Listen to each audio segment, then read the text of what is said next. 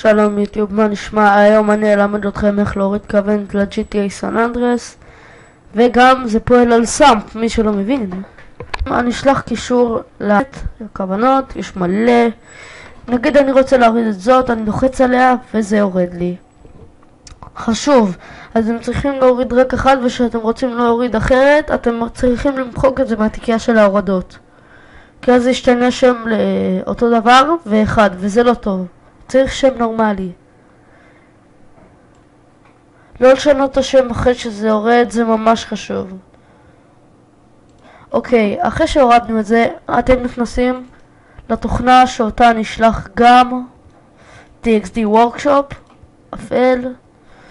אחרי זה אתם נכנסים לתיקייה של ה-GTA סן אנדריאס, GTA סן אנדריאס, מודלס, ואתם קוראים את הקובץ הזה hud.txd. אחרי זה אתם רואים, אני כבר שמתי לי כוונת כזאתי, אבל בא לי להחליף לזאתי. אני מחקתי אותה מההורדות. אחרי זה אני צריך לשים, יהיה לכם פה בכלל כוונת רגילה, לא כמו של זה. אתם צריכים לגרור את זה על זה, לא על זה ולא על זה, על זה, על הניים, וסיתם 16.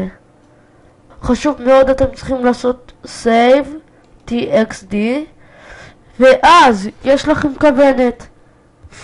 אני מקווה שנהנתם מהמדריך הקצר שלי. אני אשלחו תגובות, אני השקעתי. תודה רבה, יאללה ביי.